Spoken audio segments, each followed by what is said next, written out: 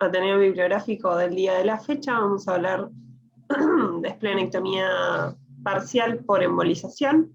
Los disertantes son, en primer lugar, el doctor Liberto, la doctora Curiel, residente de quinto año, y la doctora Rocío Vudú, también residente de quinto año, ahora jefa interina. Y quien les habla, Violo Paula, residente de cuarto año.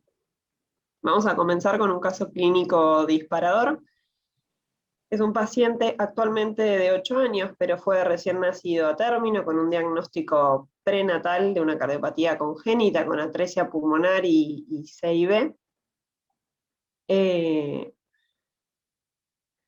Corregida, digamos, a los 10 días de vida con una anastomosis sistémico pulmonar, y a los 8 meses se realizó un hemoinjerto pulmonar y cierre de la CIB. Además tiene trastorno del espectro autista como dato de particularidad y de relevancia. Al año de vida se diagnostica cavernomatosis portal, principalmente por un episodio de hemorragia digestiva baja que presenta el paciente, pero además con una sospecha que venía teniendo desde la neonatología, debido a que en las ecografías, digamos, no se evidenciaba la vena porta. Se realizó tomografía, Doppler, y finalmente esta angiografía, en la que se ve, digamos, la cavernomatosis portal con relleno parcial de los vasos portales intrahepáticos, y un flujo hepatofugal a la vena gástrica y venas esofágicas. Además, tenía hipertensión portal y varices esofágicas que generaban estos sangrados de los que llevaron al diagnóstico del paciente. Se estudió de diferentes maneras. Esta es una esplenoportografía que se realizó también ahí al diagnóstico, en el que no se visualiza la porta ni el rex, como ven en la imagen más de la izquierda, y la vena esplénica tenía flujo invertido determinado por la hipertensión portal. En cuanto a las varices esofágicas, que era su manifestación clínica más importante, y ahora vamos a hablar un poco del shunt que se logró realizar como tratamiento debido a esa esplenoportografía que vieron anteriormente, que no tenía la posibilidad de hacer un mesorex, pero pre-shunt las varices esofágicas se trataban mediante endoscopía y banding, como pueden ver en las imágenes, y lo importante es que post-shunt esplenorenal las endoscopías fueron de control y solo alguna vez tuvo que hacerse tratamiento, mejorando claramente la sintomatología.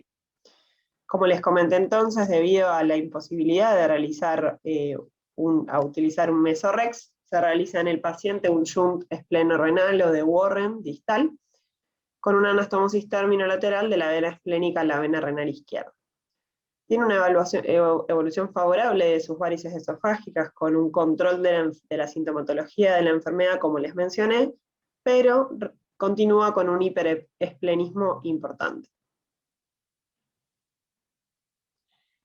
Esto es otro estudio de la vena cava inferior que se hace a continuación, que se da ausencia de visualización del sistema portal, y muestra la vena esplénica apreciando el contraste en ola hacia la vena cava, que produce permeabilidad y permeabilidad del shunt esplenorenal como estudio, digamos, diagnóstico posterior a la realización del shunt.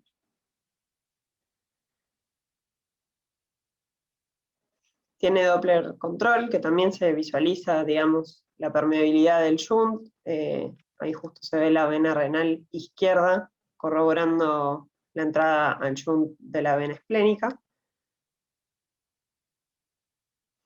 Y este es su principal problema, su problema un poquito actual, que presenta este hiperesplenismo con plaquetopenia. Fíjense, la curva roja es la curva de las plaquetas, que presenta una plaquetopenia importante.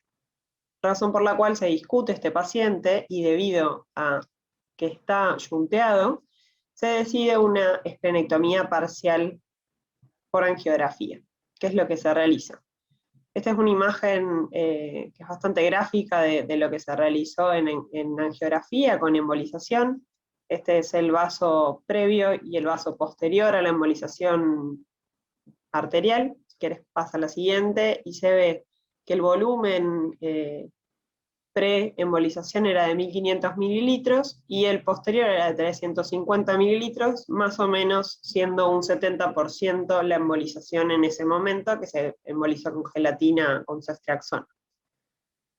El paciente está internado actualmente, evolucionando en el postoperatorio, tiene unos Dopleres control, que evidencia, digamos, la vena cava inferior permeable, arterias permeables y suprahepáticas hepatófugas. Tiene buena evolución, todavía tiene las plaquetas, digamos, están en ascenso. Fíjense, el último valor es un poco mayor a los que venía teniendo. Tiene tolerancia a la alimentación enteral y ha tenido algunos episodios de fiebre que por el momento lo relacionamos con esta necrosis que está produciendo de parte de su vaso, y estamos manejando una conducta expectante, más que nada, principalmente, para tener un control clínico y de laboratorio de la evolución del paciente durante el postoperatorio y asignar un diagnóstico por imágenes, una tomografía con contraste entre el día 15 y 30 postoperatorio para evaluar principalmente cómo fue esta embolización parcial. En cuanto a la búsqueda bibliográfica y el artículo complementario que elegimos para comenzar el análisis y la discusión, este es un artículo que en realidad es un poco antiguo, que se publicó en el Departamento de Pediatric Surgery en Tokio y en la Escuela de Medicina en Japón, que habla de la eficacia a largo plazo de esta embolización en los pacientes.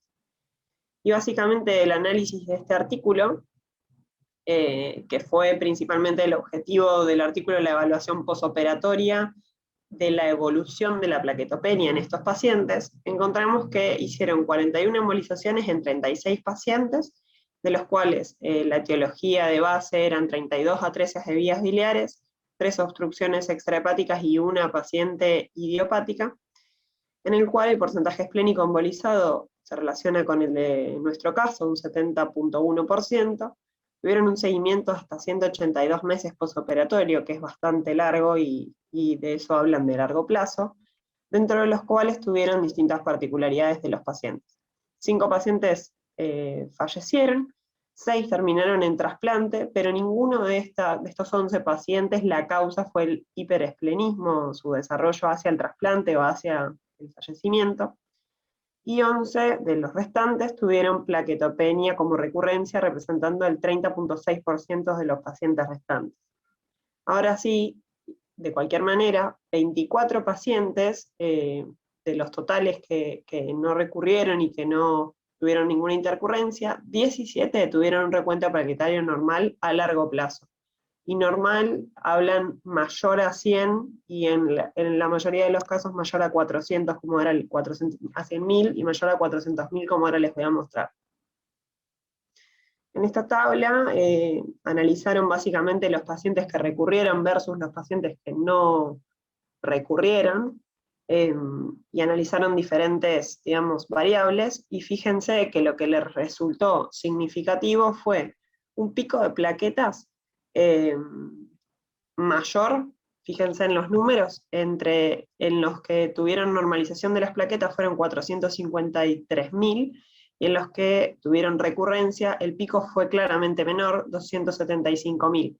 Estos pacientes tuvieron una p-valor significativa, razón por la cual es importante este pico de plaquetas en el seguimiento a largo plazo, y lo mismo el valor final de plaquetas. Fíjense cómo los pacientes que normalizaron sus plaquetas son de 180 para arriba, mayor a 100.000 plaquetas. Este es un valor con una diferencia con una P significativa.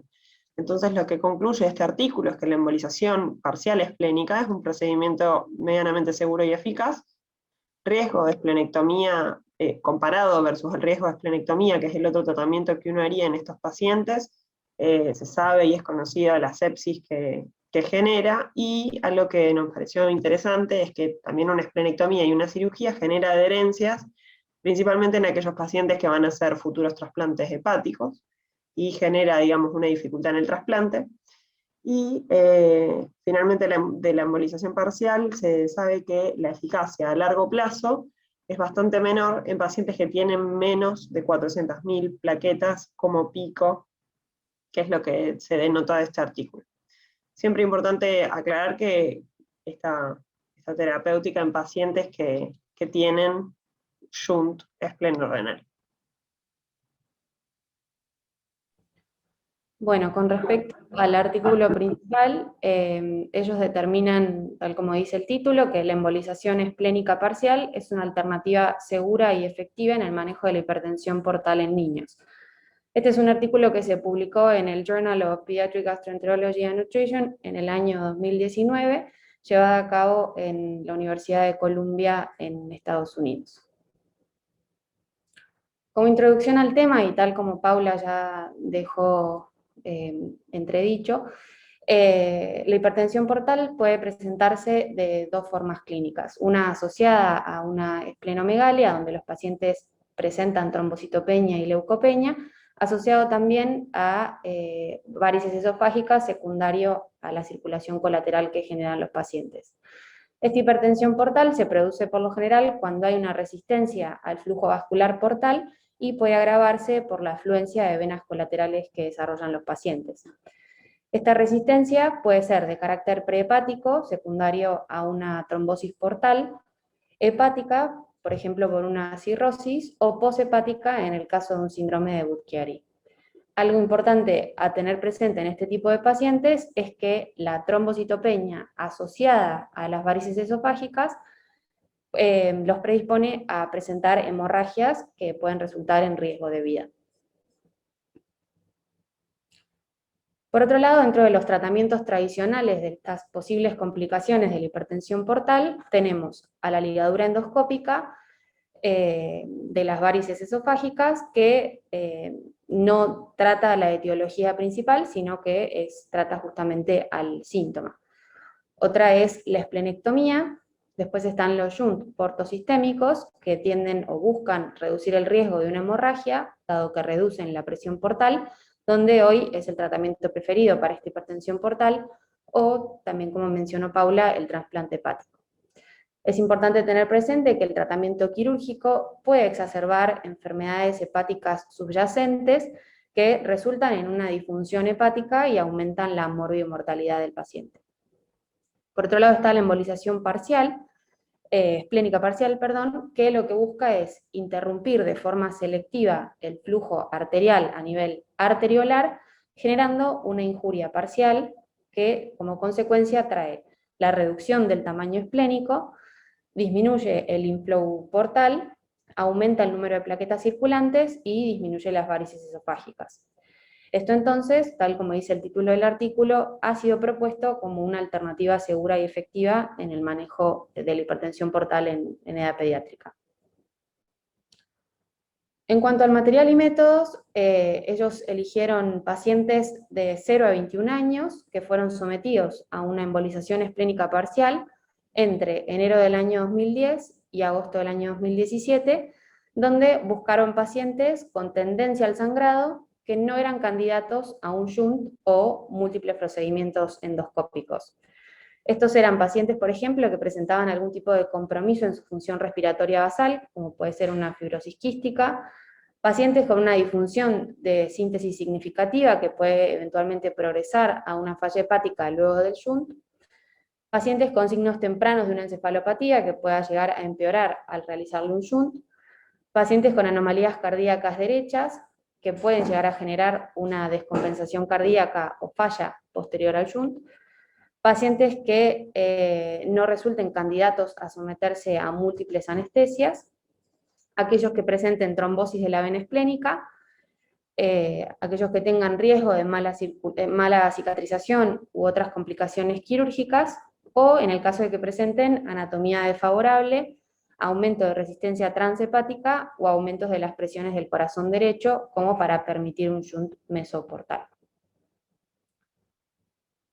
Con respecto a la técnica quirúrgica, estos procedimientos se hacían bajo anestesia general, eran realizados por un radiólogo intervencionista a partir de una punción de la arteria femoral, Posterior a eso se hacía una angiografía del tronco celíaco y de la arteria esplénica para determinar justamente cuál era la rama a embolizar, pudiendo también además identificar posibles vasos accesorios y, tal como mostró Paula en el caso de nuestro paciente, determinar cuál era el volumen esplénico basal.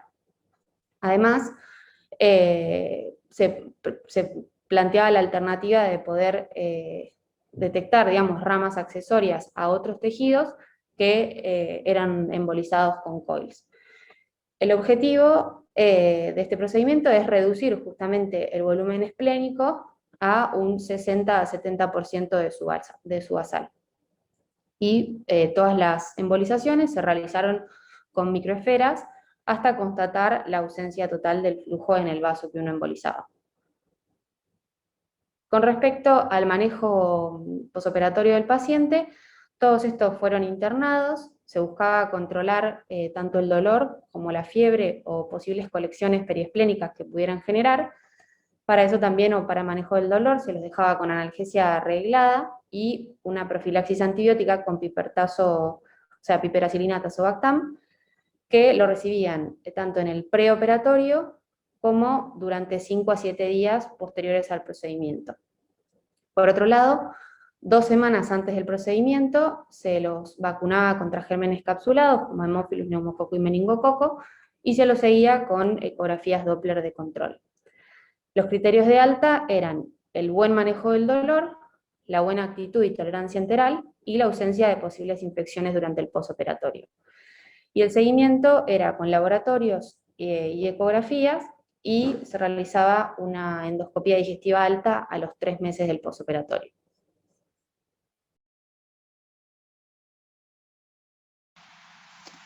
Bueno, continuando con los resultados, tenemos que ellos lo dividieron en 5 ítems ya evaluados, mencionaba anteriormente, que eran los datos demográficos del paciente, índices de seguimiento, la resolución de las varices, los efectos adversos que se podían presentar post-embolización y las intervenciones adicionales que requirieron los pacientes después de este procedimiento.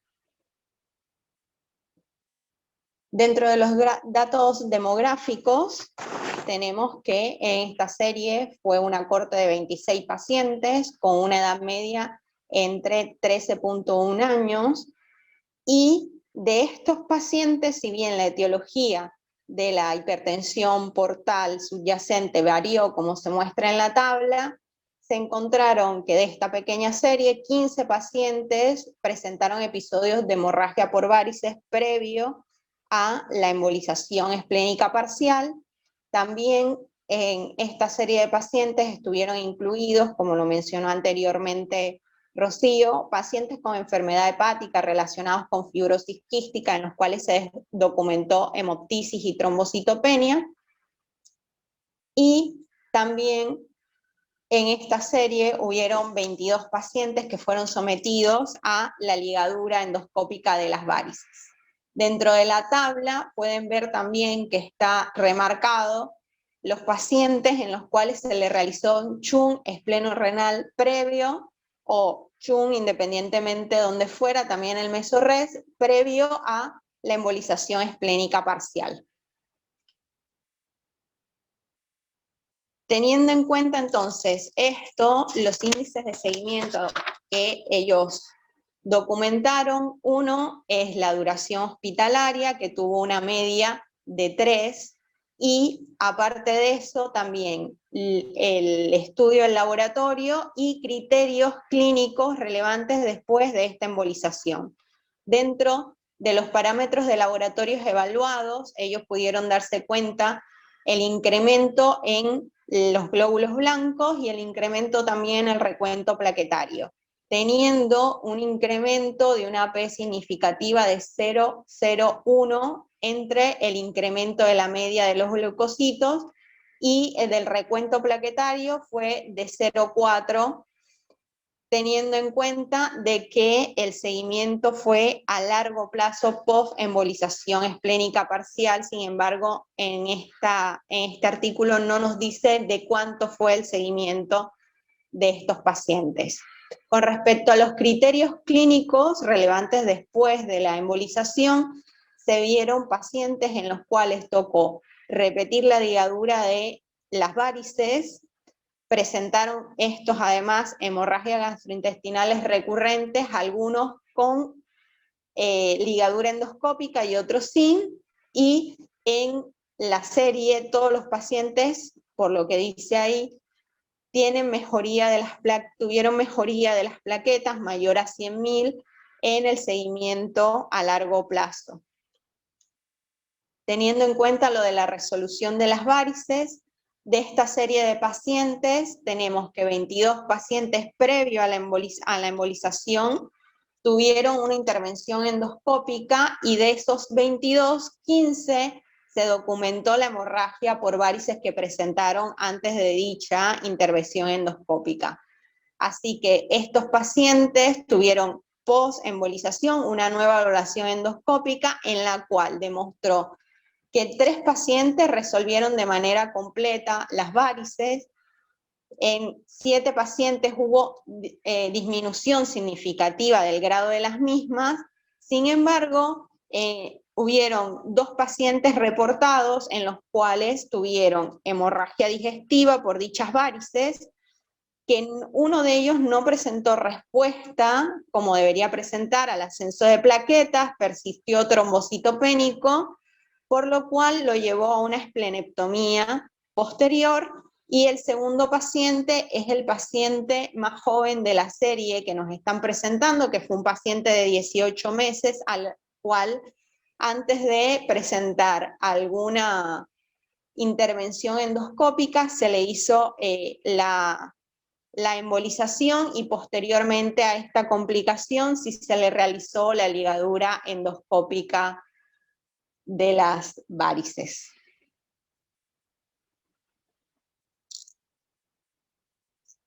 En cuanto a los efectos adversos, tenemos que ellos evaluaron, si bien la mayoría de los síntomas o complicaciones están la fiebre, el dolor abdominal y la neumonía. En el caso de pacientes que presentaban fibrosis quística, se dieron cuenta que el dolor abdominal y las náuseas prevaleció en el 77% de la corte de la serie que nos presentan.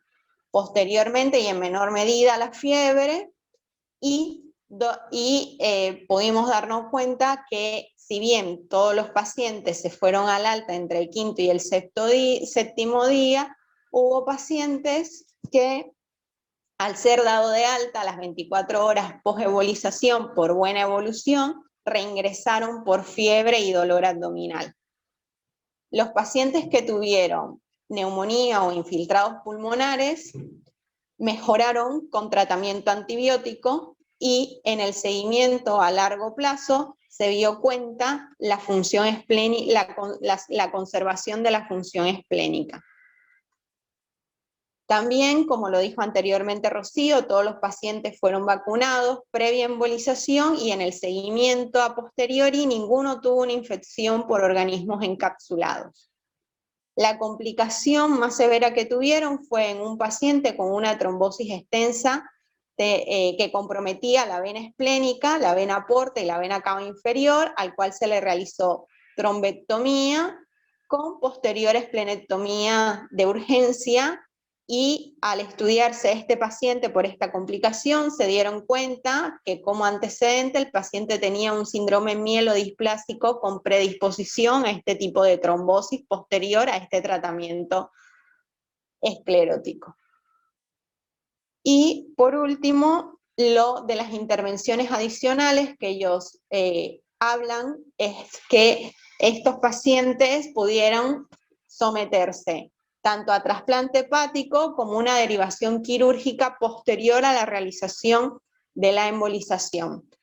Dentro del trasplante hepático hubieron 3 pacientes los cuales recibieron dicho trasplante en un tiempo medio desde la embolización hasta este procedimiento de 29.5 meses, y en la indicación principal para recibir el trasplante era el empeoramiento significativo en la función de síntesis hepática, y en uno de los pacientes, más que todo por preocupación del carcinoma hepatocelular que presentaba con la cirrosis subyacente. Dentro de los pacientes que requirieron o que se les brindó la derivación quirúrgica posterior, fue en una media de 19.4 meses, y en 3 de ellos se indicó por una trombocitopenia persistente, mientras en 4 pacientes por una hemorragia digestiva recurrente. Como conclusión, ellos respaldan que la embolización esplénica parcial es una alternativa segura y eficaz, mínimamente invasiva a la esplenectomía en pacientes pediátricos con hipertensión portal, independientemente de la patología de base que la esté causando, que la combinación de la ligadura endoscópica de las varices con la embolización esplénica parcial es un tratamiento eficaz a largo plazo para el tratamiento tanto de varices esofágicas y gástricas, que dicha embolización parece, según lo que ellos comentan, preservar la masa funcional del vaso y evita una encefalopatía y enfermedad hepática acelerada post-procedimiento, y además ven como una posibilidad de realizar estudios colaborativos multicéntricos con una corte un poco más grande y variada para fundamentar el enfoque que ellos muestran en este artículo y definir mejor la población de pacientes que se beneficiarían al realizarse una embolización esplénica parcial o con intervenciones combinadas como con la ligadura de las varices y posteriormente la embolización. La limitación de este estudio es la serie de corte, que es muy pequeña y que es un estudio retrospectivo. También hablan ellos que su limitante es la población heterogénea que tuvieron en el estudio en comparación con la mayoría de estudios realizados sobre este tema, que incluyen más que todo también pacientes con atresia de vías biliares. El checklist que realizamos a todos los artículos que presentamos, tenemos que el título es acorde al estudio, que se publicó en una plataforma válida y que no es un estudio doble ciego y aleatorizado. Muchas gracias. Dejamos los comentarios finales al doctor Liberto y las preguntas en el chat en un rato serán contestadas. Buenos días. Primero quiero agradecer a nuestros médicos en formación, Rocío, Paula y Alejandra, por el esfuerzo que hacen cada viernes y sobre todo en esta presentación. La verdad que es un orgullo para nosotros. Lo segundo importante del día de hoy es presentar a nuestros invitados. Tenemos la suerte de que nos acompañen hoy el doctor Fabián Salgueiro, jefe de departamento quirúrgico del Hospital de Niños Ricardo Gutiérrez, y el doctor José Lipsit, jefe de departamento de imágenes del Hospital de Niños Garrahan. Así que buenos días también para ustedes. Si quieren habilitar el micrófono, José y Fabián, desde ya, y nuevamente gracias.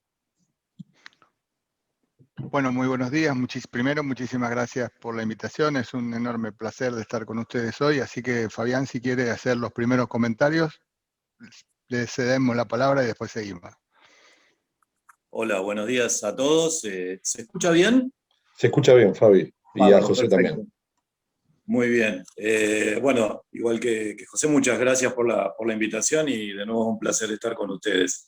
El primer comentario que haría es con respecto al caso que presentaron. Hace poquito en nuestro grupo de hipertensión portal tuvimos un caso muy, muy parecido, en el cual también luego un paciente con un cavernoma de la porta con un primer shunt de mesorrex hecho que luego se tapó, se realizó un espleno renal posteriormente, que está permeable, y bien permeable, pero con persistencia del hiperesplenismo, con lo cual un poco se presenta ese problema de tener a veces un shunt permeable que puede estar resolviendo el tema del sangrado, pero no del hiperesplenismo. Nosotros un poco como conducta estamos adoptando revisar primero el shunt por vía hemodinámica, obviamente, para ver si no hay una disfunción, un kinking, por ejemplo, ciertas cosas que a veces quizás el ecodoppler no lo muestra, y que por ahí un angio-TC tampoco, y que por ahí por hemodinamia no solo se puede detectar aprovechando para medir presiones, sino también para solucionarlo eventualmente con alguna dilatación, incluso con la colocación de un stent. Y bueno, una vez corroborado que por ahí el shunt no tiene ninguna dificultad, también accedemos a la embolización esplénica. Pero tengo que reconocer que la verdad que no es un procedimiento que lo tengamos protocolizado. Nuestros médicos intervencionistas son el doctor Eduardo Gali y el doctor Guillermo Isele. Nuestra experiencia será más o menos de unos 10 pacientes que hemos embolizado por hipertensión portal, pero realmente es como que buscamos de alguna manera seleccionar el caso al cual realmente recurrimos para este procedimiento. Y el último trabajo que presentaron un poco lo demuestra, ¿no? O sea, el procedimiento claramente es seguro, resulta efectivo. Cuesta, creo que todavía en todos los grupos de alguna manera integrarlo como para ver en qué momento de la evolución de una hipertensión portal incluirlo. De hecho, nosotros tratamos de respetar bastante los criterios del babeno pediátrico para guiarnos en el manejo diagnóstico y terapéutico de la hipertensión portal, y dejamos relegada la embolización esplénica para estos casos raros que a veces se nos salen de protocolo y que cada vez están apareciendo más. Por otra parte, creo que el avance tecnológico del intervencionismo está permitiendo que empecemos a hacer estas cosas, que empiecen a hacerlo los médicos intervencionistas. De hecho, ahora se está empezando a hacer también embolización directamente de las varices gástricas, lo cual eso creo que también abre una gran puerta hacia el futuro. Pero realmente creo que este trabajo, el último, demuestra bien en una serie que puede no ser quizá muy importante, pero igual me parece una N interesante, pero sí que es un grupo muy heterogéneo, por lo cual el mismo trabajo lo dice, cuesta sacar conclusiones a partir de ese trabajo, ¿no? Pero me parece que es un poco lo que nos pasa a todos. O sea, recurrimos a la embolización portal en casos por ahí muy seleccionados, y ahí es donde, bueno, hay que ver realmente cuál es la eficacia, y depende mucho de la patología, de los procedimientos previos, de la edad del paciente, de los protocolos que se han seguido. Fíjense que hay pacientes que por ahí hay desde una fibrosis quística hasta una atresia de vías biliares, pacientes trasplantados, pacientes que recibieron erradicación endoscópica, otros que no sabemos bien si la erradicación fue efectiva o no. Incluso hasta el seguimiento también es un poco complejo, con lo cual me cuesta sacar conclusiones muy valederas como para decir, bueno, este es el lugar que ocupa hoy la embolización esplénica en el tratamiento de la hipertensión portal en pediatría. Sí me queda claro que es un procedimiento que se puede realizar, que es seguro, que a medida que va avanzando el tiempo se van afinando más digamos, el expertise de quienes lo están realizando, y que es obviamente una alternativa a la esplenectomía. Lo que pasa es que también tendremos que discutir cuál es el rol de la esplenectomía en el tratamiento de la hipertensión portal, que no es, por lo menos en nuestro grupo, algo que hacemos habitualmente. Realmente nuestros procedimientos terapéuticos habituales son la erradicación endoscópica y los shunts. Pero bueno, son los primeros comentarios que me parece que me surge realizar con respecto a esto, ¿no? Gracias Fabián. José. Bueno, antes de empezar quiero felicitar a los médicos que presentaron el caso y el análisis bibliográfico, muy claro, muy bien presentado. Y a nosotros, bueno, la hipertensión portal es algo absolutamente apasionante. Y yo me acuerdo que cuando yo era chico, había un póster que colgábamos arriba de los jóvenes de ese momento que decía: cuando uno conoce todas las respuestas, te cambian todas las preguntas. Y eso es lo que pasa con hipertensión portal. Uno parece ser que entiende todo y aparece otra cosa que alguien dice, a ver, ¿qué está pasando con esto? Entonces, acá tenemos dos grandes problemas. Uno es el sangrado y el otro es el hiperesplenismo. Entonces, ¿qué se hace con un paciente que tiene una cosa o la otra? Entonces, como bien decía Fabián, es difícil de decir, bueno, nosotros para esto hacemos esto porque cambia. Y como coincido con lo que decía Fabián, fíjense el artículo de lo heterogéneo que son los pacientes y también para sacar alguna conclusión, bueno, hay que hacer esto. Me cuesta entender un poco por qué la embolización esplénica disminuye las varices. Eso no lo entiendo muy bien. Diga, que sí está muy claro que se empezó a hacer la esplenectomía, porque la pregunta es, ¿la embolización esplénica reemplaza la esplenectomía? Y bueno, es un paciente que hoy por hoy con las técnicas intervencionistas siempre es interesante, sobre todo alguno que se va a volver a operar por un trasplante o porque se le va a hacer un shunt o porque se le va a hacer otro shunt o lo que fuese, siempre es mejor hacer un tratamiento percutáneo. Hoy cada vez le tenemos menos miedo al vaso, ya inclusive en las complicaciones del trasplante estamos accediendo transesplénico, digamos, uno pincha el vaso y entra y el acceso es mucho más directo, más fácil para poder trabajar o cateterizar desde la esplénica hacia la porta. Pero la embolización, la primera, como me encantó esto que dijo Fabián, tenemos que discutir la indicación de la esplenectomía. Si la esplenectomía es, o si uno es exclusivamente en los chicos que tienen, no se puede manejar el hiperesplenismo, entonces esa sería una indicación como puente a, digamos, como puente al trasplante, como puente a otra cosa, y que uno va a reemplazar un tratamiento percutáneo por un tratamiento quirúrgico. La técnica es accesible, es entrar a, es decir, desde el punto de vista intervencionista, técnicamente no es muy complicado entrar y embolizar y uno decidir cuánto va a embolizar y cuánto eso va a bajar. Eso es absolutamente claro.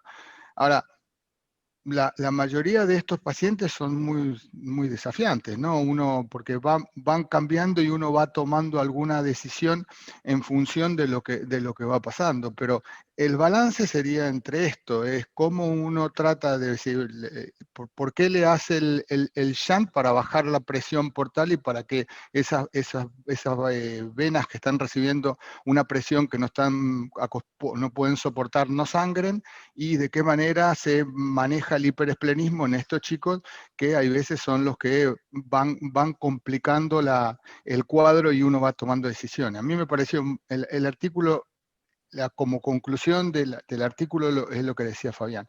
Es algo heterogéneo, son grupos chicos, no hay demasiados trabajos multicéntricos y creo que la mayoría de los centros grandes como los nuestros que reciben pacientes tan heterogéneos o pacientes difíciles, a veces es la decisión paciente por paciente.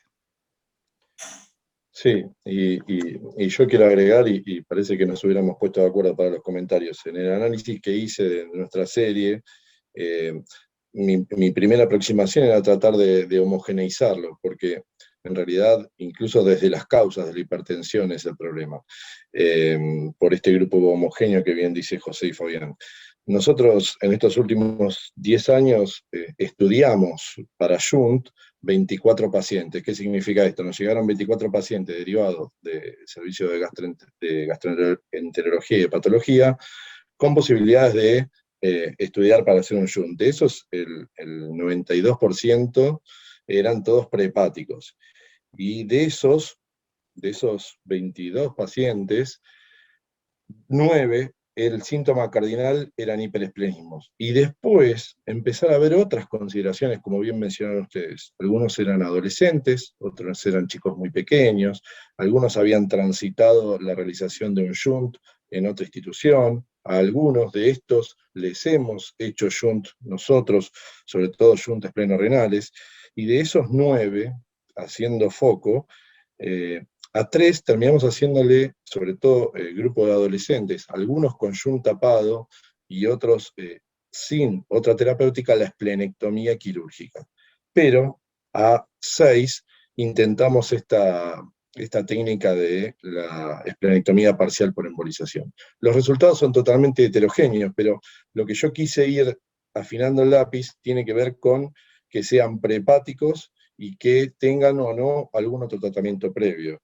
Y de ahí, de esos 6 que nosotros hicimos, Ukima es el último perdón, este paciente es el último y quedan 2 más por valorar, los resultados también son aleatorios. Ninguno ha tenido una complicación grave, todos están vivos. pero los resultados realmente son aleatorios a pesar de la selección en un quirófano híbrido con una tomografía previa, donde se marca y se hace la volumetría del vaso, este 60 o 70% estrictamente como lo estamos haciendo. Es interesante también que Fabián mencionaba, nosotros, por una cuestión de tiempos también y de practicidad, cuando elegimos los trabajos complementarios, había uno muy interesante donde combinaba la técnica, porque de última es esto tan complejo que combinás técnicas. Fíjense que les estoy mencionando pacientes que les terminamos haciendo embolización esplénica parcial, pero previamente yunteados y previamente estudiados de que esos yuntes estén permeables. Fabián decía, y comentaba su caso, nosotros a este paciente en el año 2017, ahí Paula lo puso en la presentación, le hicimos justamente una angiografía, porque había desaparecido las varices, estaba con control endoscópico, y por angiografía vimos que el yunte estaba totalmente permeable, año 2017, hace 4 años, pero el paciente seguía con un hiperesplenismo, con 1000 glóbulos blancos, con un hematocrito siempre pegándole en el palo, como nos gusta decir, y con las plaquetas por el piso. Y todos estos tiempos nos hemos tomado, digamos, varios años en ver cómo evolucionaba, y decidimos ahora esta terapéutica. Así que lo que yo quería mencionar, que en la elección de los trabajos complementarios, incluso hemos tenido uno a mano, que lo sacamos por tiempo, que a través del shunt permeable, lo que hacían es la embolización de las varices gástricas, ¿sí? Y digo, para poner esto un tinte más de complejidad en estos pacientes, y combinaban ese trabajo, la embolización de varices gástricas y la embolización arterial esplénica parcial. Así que mucho por descubrir, pero lo que yo quiero que quede, sobre todo para la gente de formación, además de la heterogeneidad y la baja cantidad de estos pacientes y la necesidad de tratamiento multidisciplinario y de conocer todas estas opciones, quiero que les quede que el tratamiento tiene que ser personalizado y pensado para cada uno de estos pacientes, ¿sí? Obviamente la multidisciplinariedad, como mencionaron muy bien José y como mencionó muy bien Fabián, nos va a hacer que tengamos, digamos, mayor seguridad en lo que elegimos. Y esto también tiene mucho que ver con el tiempo, José lo decía, cada vez le tenemos menos miedo al vaso, incluso, aprovecho para responder a algunas de las preguntas que hacían los participantes. Todos estos pacientes se deben vacunar previamente a la embolización parcial. Este trabajo nos mostró que sí. En nuestro medio no los vacunamos, nosotros nos ceñimos a 60-70%, queda una masa crítica, una masa activa del vaso, no los vacunamos, pero sí hacemos la profilaxis antibiótica. Y acá extiendo la pregunta para ustedes dos, para José y para Fabián, ¿vacunan, no vacunan, dan antibióticos, post procedimiento cuando lo han hecho? Sí, nosotros vacunamos a todos los pacientes en los que vamos a hacer algún procedimiento sobre el vaso, siempre teniendo en cuenta la posibilidad de tener que hacer una esplenectomía. Así que de rutina lo hacemos, y profilaxis antibiótica, por supuesto. No hemos tenido complicaciones graves luego de la embolización, si bien el manejo del dolor, digamos, ha sido aceptable, no hemos tenido por ahí episodios muy importantes de dolor, que es una de las cosas descritas en la literatura. Sí hemos tenido algunas colecciones y algún absceso que a veces hasta se confunde si realmente es un absceso, es una colección, o es directamente la necrosis del parénquima esplénico, pero no ninguna consecuencia infecciosa que por ahí amerite como para cuestionar el procedimiento, de ninguna manera. Y hago un comentario de cirujano. Me parece que dentro del espectro de la patología de la hipertensión portal, yo personalmente sigo quejándome de que cuando llegamos a la opción quirúrgica o incluso de intervencionismo, a veces tenemos pacientes muy trajinados terapéuticamente con otros procedimientos o con demoras en tomar una actitud terapéutica, que hace que a veces tengamos que intervenir sobre pacientes con grandes esplenomegalias, con mucho deterioro hepático, deterioro físico, y como que ahí, bueno, vamos a pensar ahora si lo operamos o le hacemos algo por intervencionismo. Creo que hay que tratar de actuar antes de que el paciente empiece a tener el deterioro con el que muchas veces nos llegan los pacientes, que justamente hacen que después tengamos que hacer artesanalmente esta discusión de, bueno, a ver qué terminamos haciéndole, o por ahí terminamos haciendo algo que podría haber estado indicado antes y que podría haber tenido mejores resultados. Entonces, uno por ahí de repente hace un shunt en un paciente con una gran esplenomegalia, consigue quizás aliviar el tema del sangrado y disminuir las varices, pero bueno, no resuelve el hiperesplenismo, y quizás interviniendo antes, ya sea por un shunt o incluso discutiendo si uno haría un procedimiento de intervencionismo sobre el vaso, los resultados serían otros, ¿no? Comentario de cirujano, nada más. Sí, nosotros también en el hospital el encargado de esto es Sergio Sierra, es el jefe de intervencionismo, y tiene muy buenos resultados, y Sergio es alguien absolutamente brillante y capaz, y él es el que se ocupa de estos pacientes, ¿no? Así que sí, los vacunamos, y tampoco, como dice Fabián, hemos tenido complicaciones mayores en estos chicos. La otra cosa dentro de todo esto, yo me acuerdo lo que va cambiando es las decisiones en hipertensión portal. En el hospital de Bicêtre en París, en el servicio de la GIL, en los años 90 embolizaban transhepáticas las varices, es decir, entraban, pinchaban la porta y embolizaban, y era como la moda, digamos, embolizar las varices, y eso se dejó de usar por completo. La discusión, siempre venimos detrás de lo que hacen los médicos de adultos, porque somos más cautos y porque está bien que así tiene que ser, digamos, los adultos son los que hacen, los intervencionistas, y en general los que hacen en los adultos son un poco más arriesgados que nosotros, que hasta que no vemos que está bien probado no lo hacemos. Pero me parece que esto coincido en el 100% en lo que decía Fabián. Llegan, y esto también, comentario de radiólogos, y que llegan los pacientes complicados, ¿no? Llegan muy tarde. Entonces, cuando llegan con muchas cosas hechas, y la verdad que es cierto que uno tiene que elegir lo que sea menos malo, o menos peor, o que tenga menos complicaciones. A veces no sé si lo que se debería hacer.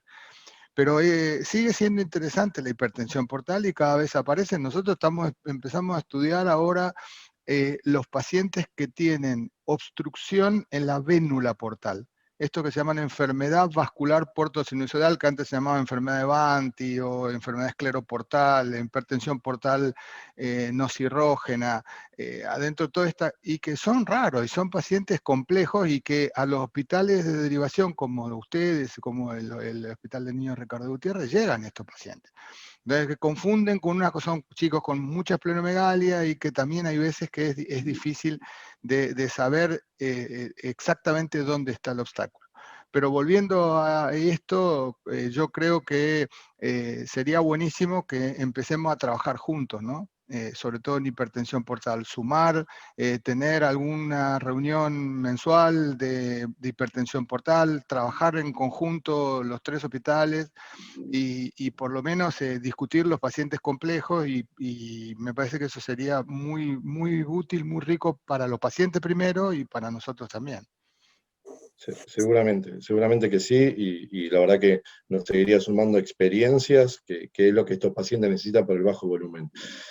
Yo quería, me hiciste acordar, José, cuando hablaste de la experiencia de los adultos, y muchos de ustedes por ahí conocieron al doctor Miguel Ciardulo, un cirujano hepatobiliar muy conocido, trasplantólogo en nuestro hospital, ya fallecido, y el doctor hablaba en su experiencia de hipertensión portal, que realmente, y eso sí lo aprendí de la mano de Fabián, que siempre me lo mostró la experiencia, si bien nos tomamos, como dice José, el tiempo para decantar sus técnicas, pero la hipertensión portal de adultos yo creo que es algo totalmente distinto, pero dentro de su experiencia él hablaba siempre, o me hablaba siempre, de la hipertensión portal sectorializada.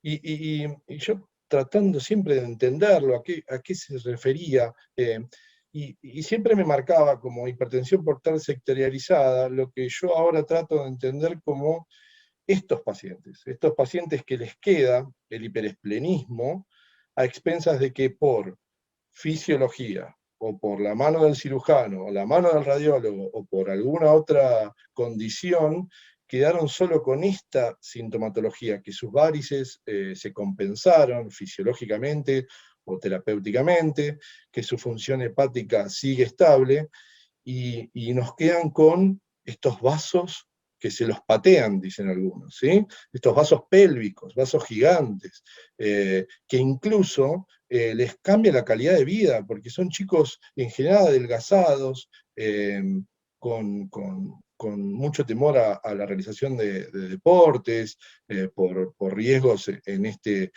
tipo de clínica o de riesgo de trauma, riesgo que en realidad, aprovecho para la gente de formación, es relativo, porque estos vasos en general son expensas de grandes fibrosis, independientemente de la terapéutica.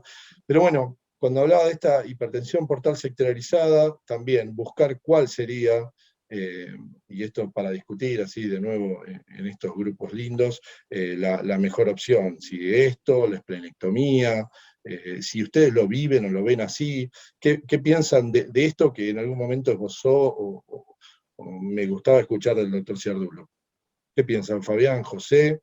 Y después también abrimos un poco al público si quieren hacer alguna pregunta, pero primero me gustaría escucharlos.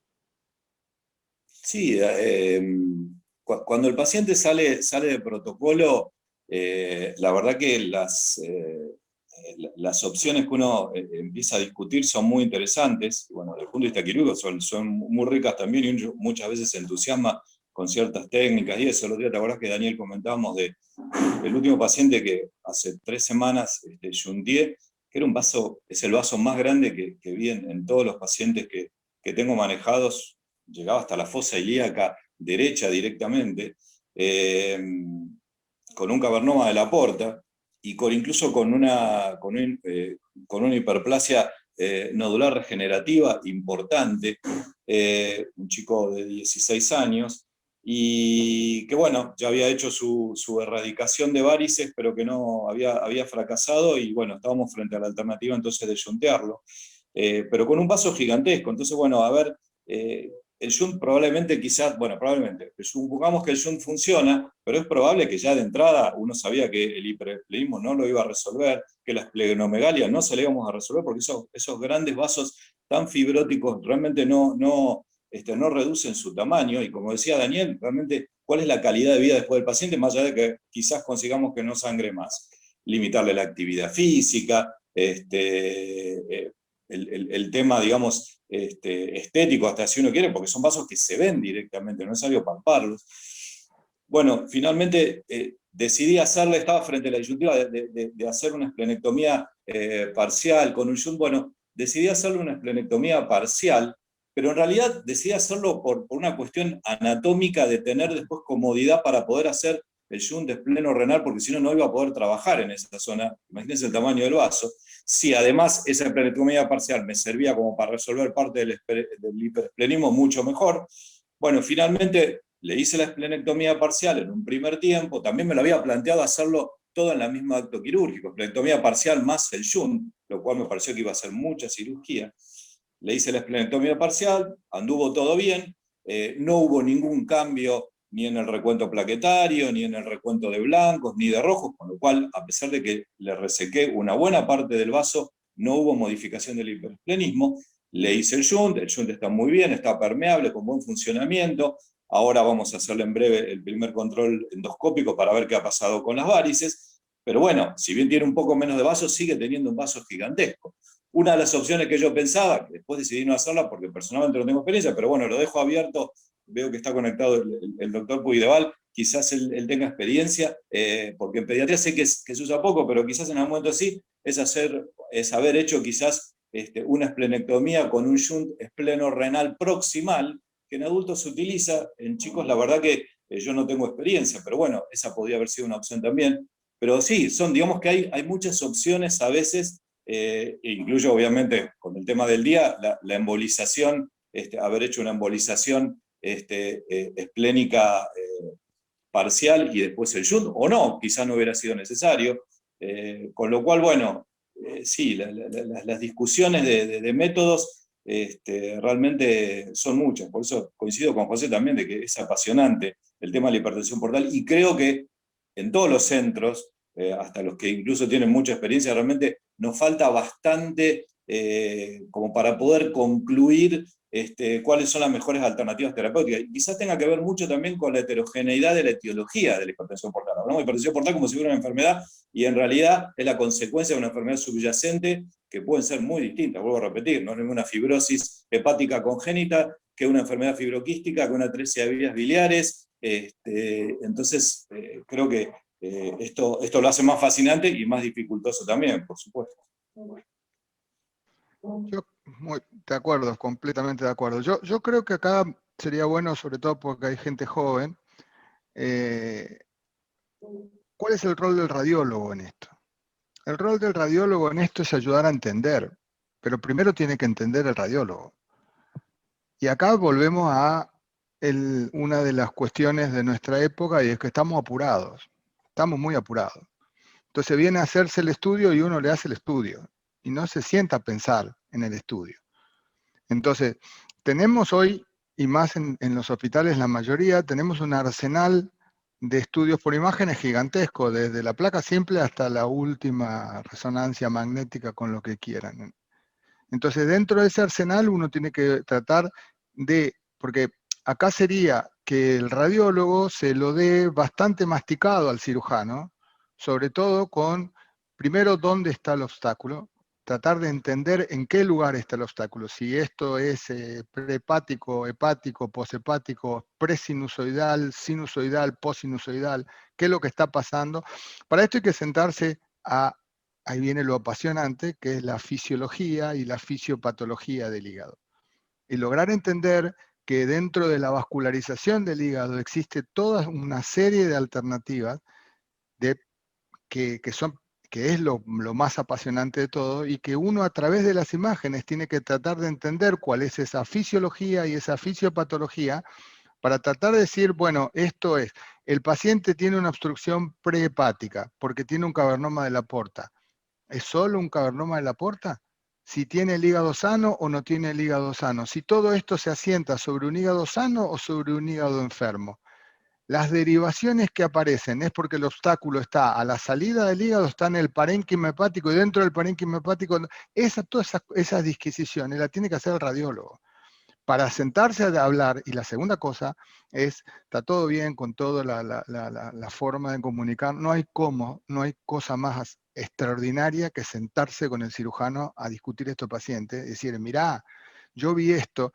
Entonces, yo tengo experiencias absolutamente alucinantes con el doctor Puigdeval, de sentarme a discutir pacientes y aprender enormemente cuando me preguntaba, pero vos, ¿por qué me estás diciendo esto si realmente no coincide? Y tratar, pero hacer ese ejercicio clínico radiológico con el cirujano, tratar de entender qué es lo que está pasando, porque el cirujano va a tomar la decisión. Y el cirujano va a tomar la decisión de qué cosa hacer.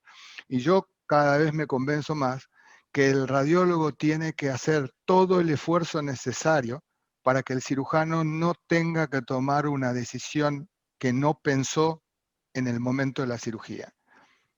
Que tenga todo el espectro en el momento de la cirugía, que pueda decidir, y no que tenga que decidir por lo que encontró que el radiólogo no se lo dijo, o por lo menos que no lo descubrió, o por lo menos que no tuvo el tiempo de hacerlo. Entonces, creo que esta patología es, el otro día tuvimos un paciente que tenía una hipertensión portal que creemos todavía, no sabemos bien, porque Fabián coincidirá conmigo, Daniel y el doctor Puigdeval, que muchas veces pensamos que es una cosa y termina mostrándonos otra, y muchas veces tenemos cuestiones de que no la logramos entender. Paciente con hemoptisis. Y pensamos que era una hipertensión portal debido a esta enfermedad vascular portosinusoidal, porque la derivación era entre la vena coronaria estomáquica y la vena pulmonar inferior izquierda. Entonces, Ahí volvimos a entender que la coronaria tiene dos ramas, una anterior y una posterior, y una de ellas puede derivar, una puede ir directamente hacia el sistema ácigos para arriba, pero la otra puede derivar en la vena pulmonar inferior izquierda. Todos los días descubrimos cosas nuevas, pero hay que sentarse a mirar con tranquilidad las 200 millones de imágenes que tiene una tomografía o una resonancia, ya que uno se la hizo. Y avanzar hacia los estudios invasivos cuando verdaderamente uno los necesita. Fabián lo graficó perfecto. Le hago el Doppler y no sé si el shunt está permeable. Le hago la tomografía y tampoco el shunt que yo le hice, que el cirujano le hizo, no sé si está permeable. Bueno, voy a ir a una angiografía porque no sé. No. Es decir, la angiografía debería, con muchas comillas, ser para que el intervencionista o dilate ese shunt porque está estenosado, porque le tome la presión, no para el diagnóstico. Entonces, eso es parte del radiólogo. Es cierto lo que dice Fabián, hay veces que no podemos, hay veces que el método limita, sí, y uno tiene que avanzar en métodos más complejos. Pero creo que para los más jóvenes, la tarea del radiólogo es sentarse a pensar claramente, primero saber dónde está el obstáculo, segundo saber cómo deriva, segundo saber para dónde deriva y darle toda la información absolutamente al cirujano para que no tenga ninguna sorpresa cuando tome la decisión. Bueno, yo antes de darle la palabra, si quiere, al Bebu para cerrar, primero quiero agradecer la generosidad de ustedes, ¿sí? La generosidad tuya, Fabián, y tuya, José, de siempre, característico de los dos, para transmitir esto, las ganas, ¿sí? Pues son las 7, bueno, ahora ya son las 8 de la mañana, así que las ganas de hacerlo también, el siempre estar presente, así que muchísimas gracias por esta participación y por, ya digo, la generosidad que tienen. Bebu, se te nombró varias veces, yo creo que no es solo la edad. ¿Querés hacer un mini comentario final? Sí, sí, dale, dale, habilita el micrófono, Bebu. El micrófono habilita.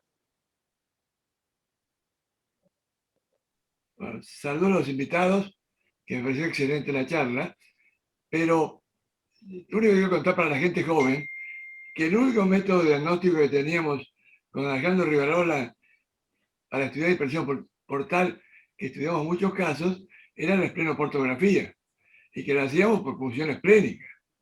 Ahora, les quiero aclarar que una patología que no diagnosticamos y que no mencionan en el trabajo con dispersión portal son las fístulas arteriovenosas intrahepáticas, que generan una dispersión portal muy seria y que anecdóticamente, cuando punzabas un vaso con el esplenoporto y no podías inyectar y la sangre volvía a la jeringa, sabía que estábamos en presencia de una dispersión portal que no era venosa, que no era cosa, sino que era por una fístula arteriovenosa. Hoy en día se sabe antes de hacer esa macana.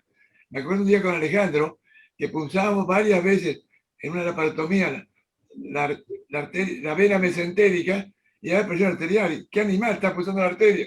3 veces pulsamos una vena que estaba arteriorizada. Era una medicina distinta. Por eso yo creo que estoy totalmente al margen de lo que están hablando hoy en día. Me encanta escucharlos porque me habla un panorama muy distinto.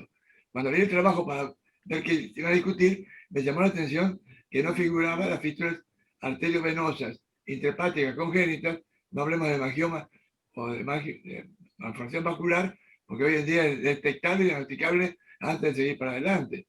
Pero en esa época no había eso. Me pareció excelente la charla, me pareció que estimula, y quiero recuperar algo que dijo Lipzig, que hoy en día es tan compleja toda la patología, que si no sumas 2 mentes, no vas a ningún lado. Uno no puede pretender abarcar todo. Entonces, sentarse a discutir con otra neurona más al lado que domina un tema, eso es sumar. No hay que quedarse solamente con que yo lo sé y yo sigo para adelante con esto. No, hay que sumar. Pero sumar implica discutir y polemizar y llegar a una conclusión final entre todos. Está bien, nada más que eso, no se puede hacer. Gusto verlos a los dos. El gusto para nosotros también. Bueno, les mando un saludo, acorde a la hora, damos cierre al Ateneo Bibliográfico del día de hoy. Gracias a todos. Buenos días.